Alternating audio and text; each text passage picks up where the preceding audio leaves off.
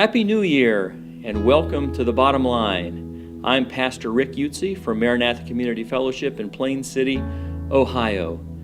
As we look back on the past year and look ahead to the new year coming up, what if the past year hasn't been so great? What if you feel like things are kind of spinning out of control? And as you look forward into the new year, you're not sure that the spinning has stopped, and maybe you're still full of questions. Maybe you're being put through the ringer. Maybe you're kind of somewhere in between, and you're not quite sure what's going to happen. You feel like you've kind of lost control. And so in that situation, what do we do? And I think one of the things we have to do is look at what Jesus did. Because Jesus is God, he's sovereign, but he was also fully man and human. And so what did he do in his humanity? What did he do when things were out of control? What did he do even when things were going well? And the Bible gives us both cases. The Bible tells us in John 6 and Matthew 14, that Jesus had fed 5,000 people. Everything was great. People were happy. People were amazed that he could actually make a feast out of the equivalent of a Happy Meal. So, what was the problem? Jesus knew that they were about ready to take him and make him king by force.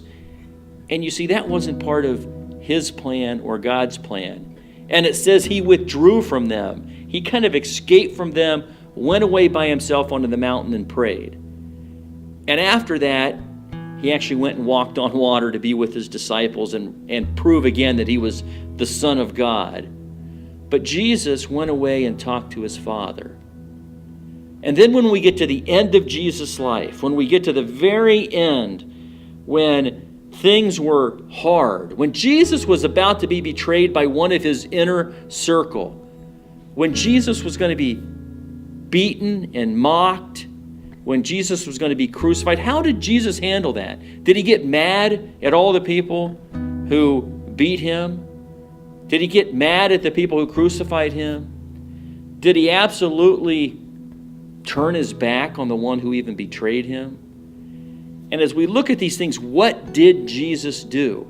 And I want to read to you out of Matthew, the 26th chapter, and it says, starting in verse 36, "Then Jesus came with them to a place called Gethsemane, and he told his disciples, 'Sit here while I go over there and pray.' Taking along Peter and the two sons of Zebedee, he began to be sorrowful and deeply distressed." Jesus was sorrowful and deeply distressed. And then he said to them, "My soul is swallowed up in sorrow to the point of death. Remain here and stay awake with me."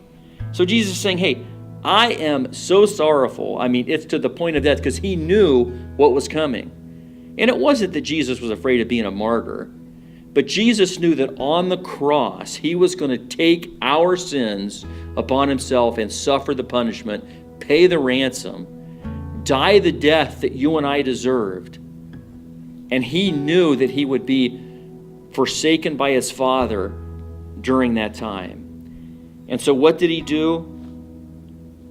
It says, going a little farther, he fell face down and prayed, "My Father, if it is possible, let this cup pass from me. Let this sorrow and suffering pass from me, if it's possible." Then listen to what he said. "Yet not as I will, but as you will."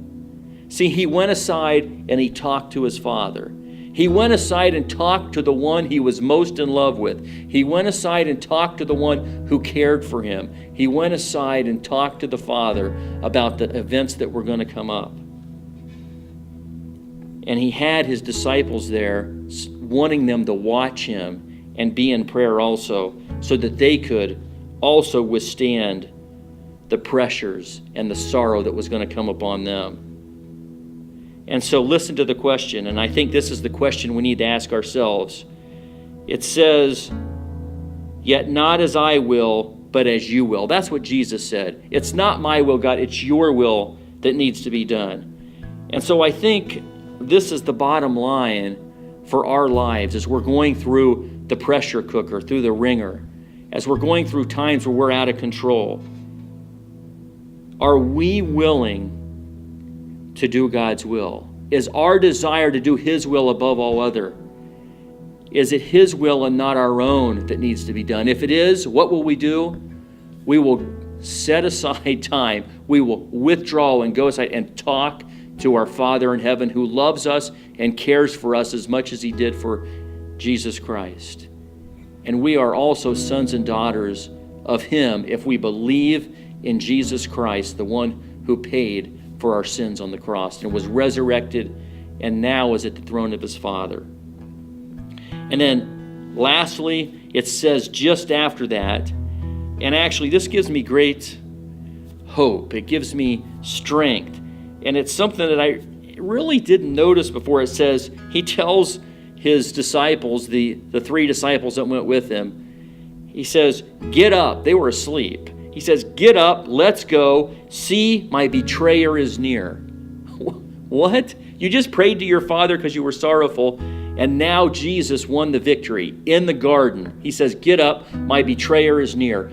My purpose has come, and I love humanity so much, I'm willing to go. Let's go. There's the betrayer. Let's get this rolling. And Jesus Christ defeated Satan on the cross and was forsaken by His Father for you and me. So this new year, are we willing to do the Father's will? Because in John 7:17 it says, if we're willing to do that, we can then understand the teaching of God the Father. And so this new year, I'm making a commitment myself to spend more time going away and praying to my Father, who loves me and cares about me. How about you? Thank you for listening, and I'll see you next time on The Bottom Line.